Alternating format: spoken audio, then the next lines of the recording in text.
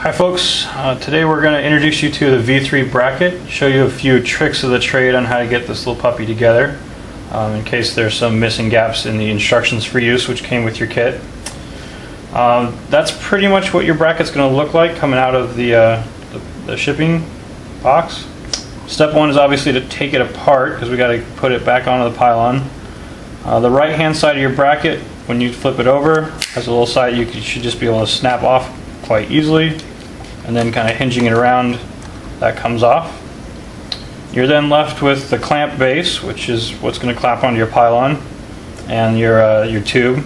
You're welcome to either pull that out, discard it if you can, otherwise let's just go ahead and remove these screws. It'll make the attachment to the pylon easier as well.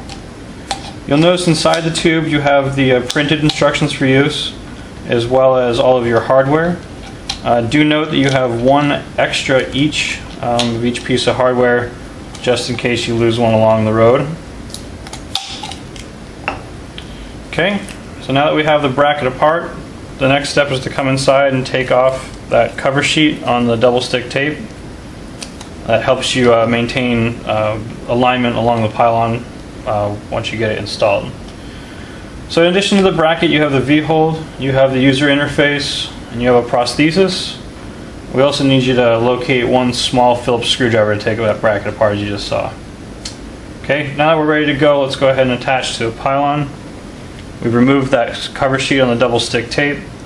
You're now going to align the pylon so that your this hole here is on the right hand side, and that will be facing, make sure your bracket's oriented upward. The flat face here is where the V-hold will eventually attach onto. So when you're looking at orientation on the pylon, keep that in mind. We're going to put this one, looks like lateral here. So we'll go ahead and put the pylon down in the saddle and wrap that double stick tape around. If your nuts didn't fall out, they're still inside the bracket. We're just going to put these in place here. Sometimes it helps to use a small screwdriver or that Allen wrench that came with the kit to line it up in place.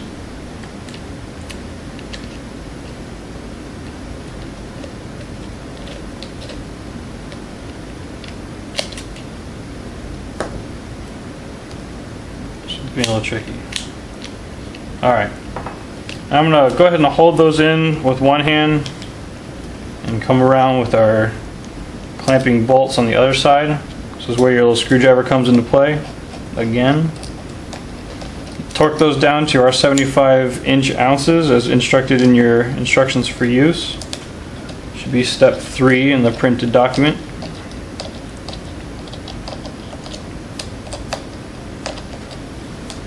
Alright, and from there we're going to insert the user interface.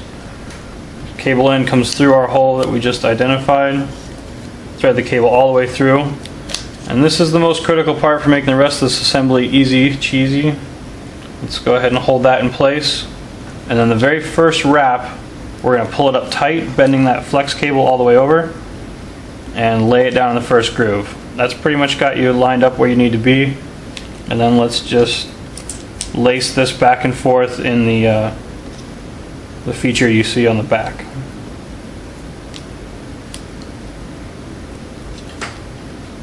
And we're going to come out a little hole in the bottom.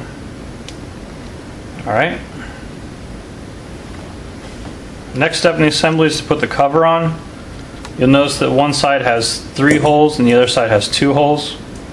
We'll start by putting the 3 hole onto the 3 features on the base here. Clip those in place. And then using a hinging motion, we're going to bring this around, and your UI should come into place as long as you have these cables routed tightly.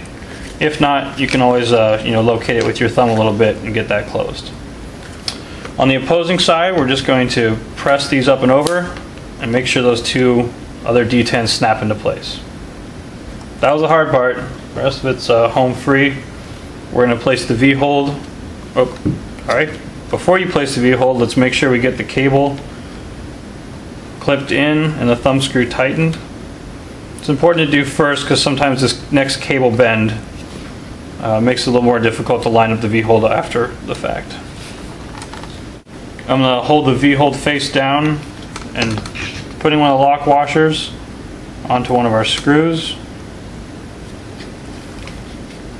drop that into one of our holes. And then with the 2mm Allen key provided, I'm going to go ahead and tighten that down.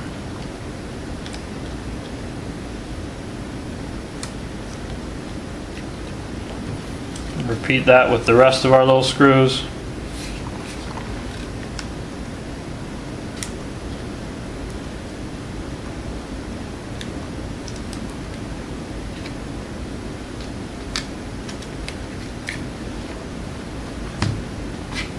And again, torque these to the torque spec included in the instructions for use, 75 inch-ounces.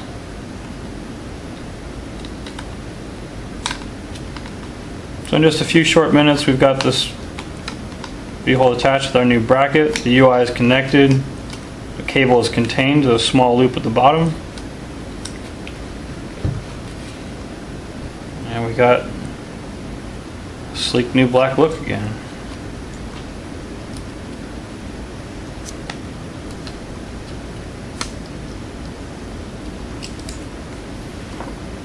Alright guys, thanks for reviewing the film.